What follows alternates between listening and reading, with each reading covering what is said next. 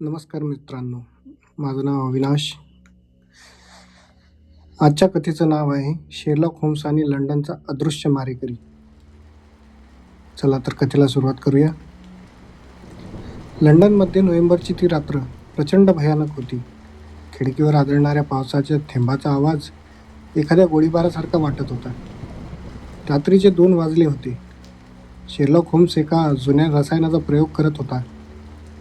बीकरमध्ये निळं द्रावण उकळत होतं आणि त्याचा एक विचित्र उग्र वास संपूर्ण खोलीत पसरला होता. मी, डॉक्टर वॉटसन, नुकतंच माझं वैद्यकीय पुस्तक बंद करून झोपायच्या विचारात होतो. अचानक खालील मजल्यावर दारावरती बेल जोरात वाजली. मिसेस हडसन इतक्या रात्री कोणासाठी तरी दार उघडत होत्या. याचा अर्थ काहीतरी गंभीर होतं. पायऱ्यांवरून धावत येणाऱ्या पावलांचा आवाज ऐकू आला आणि आमचं दार धाडकन उघडलं. एक तरुण दारात उभा होता. त्याचे केस विस्कटलेले होते आणि तो पूर्णपणे भिजलेला होता. होम्स साहेब, प्लीज, माझ्या वडिलांचा खून झाला आहे, पण खोली पूर्णपणे बंद आहे. त्याचा आवाज थरथरत होता. त्याचं नाव होतं जुलियन मार्सडेन. त्याचे वडील सर थॉमस मार्सडेन हे ब्रिटिश रॉयल सोसायटीचे एक दिग्गज गणितज्ञ होते. होम्सने शांतपणे आपलं रसायनाचं काम थांबवलं आणि त्या तरुणाकडे पाहिलं.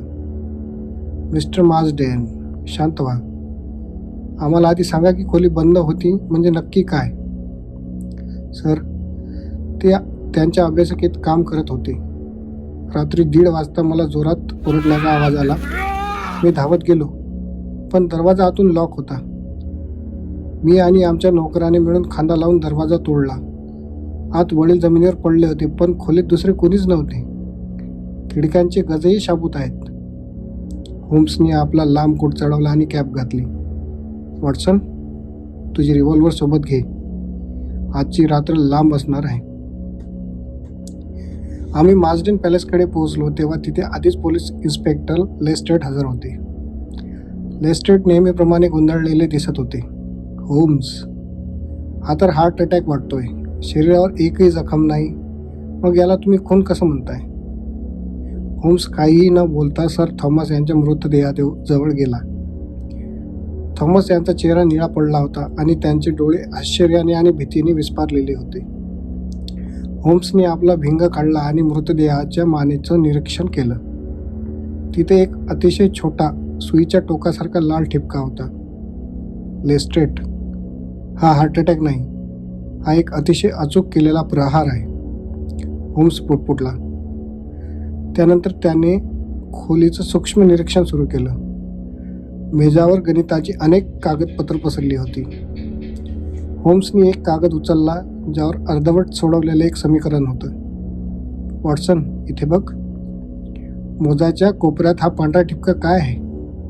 होम्सने तो ठिपका बोटाने उचलला आणि हुंगला. विचित्र, याला कडू बदामाचा वास नाही, पण तरीही विषारी आहे.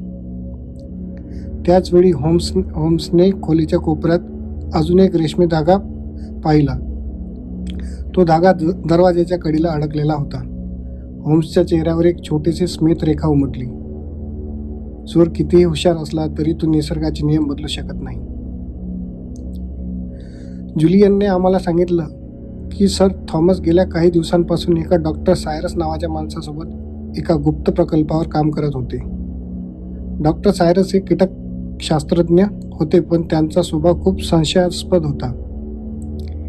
दुसऱ्या दिवशी सकाळी आम्ही डॉक्टर सायरसच्या प्रयोगशाळेत गेलो. तिथे काचेच्या पेटीत जगभरातील विषारी कोळी, विंचू आणि साप ठेवलेले होते. डॉक्टर सायरस एक उंच सडपातळ माणूस होता, ज्याचे डोळे एखाद्या सापासारखे थंड होते. सर थॉमस यांचा मृत्यू, हे ऐकून खूप वाईट वाटलं, सायरस कोरड्या आवाजात म्हणाला. आम्ही एका नवीन कीटकनाशकावर काम करत होतो, पण आमचे काही मतभेद झाले होते. होम्सने सायरसच्या टेबलावरची एक छोटी नळी पाहिली, जी रिकामी होती. सायरसच्या हातावर एक छोटी पट्टी बांधलेली होती. तुमच्या हाताला काय झालं, डॉक्टर? होम्सने विचारलं. काही नाही, एक छोटा प्रयोग चुकला, सायरसने उत्तर दिलं. बाहेर आल्यावर होम्स मला म्हणाला, वॉटसन, डॉक्टर सायरस खोटं बोलतोय. तो पट्टी बांधलेला हात लपवण्याचा प्रयत्न करत होता. तो विंचू किंवा कोळ्याच्या दंशाचा परिणाम असू शकतो. त्या रात्री होम्सने मला पुन्हा मार्सडेन पॅलेसमध्ये नेलं. आम्ही त्या बंद खोलीत उभे होतो. होम्सने छताकडे बोट दाखवलं. तिथे व्हेंटिलेशनसाठी एक जुनी पितळी नळी होती, जी थेट बागेत उघडत असे. बघ वॉटसन, मारेकरी खोलीत आलाच नाही.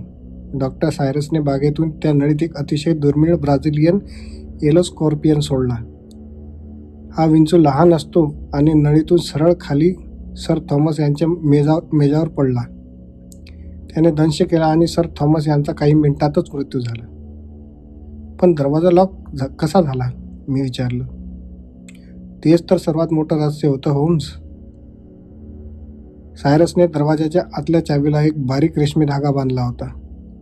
जेव्हा तो बाहेर पडला, कदाचित खुनाच्या आधीच त्याने काहीतरी निमित्त करून दरवाजाची चावी बदलली असावी.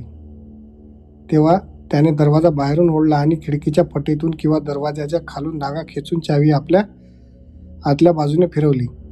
तो धागा इतका बारीक होता की तो कोणाला दिसलाच नाही, पण घाईत धाग्याचा एक तुकडा तिथेच राहिला.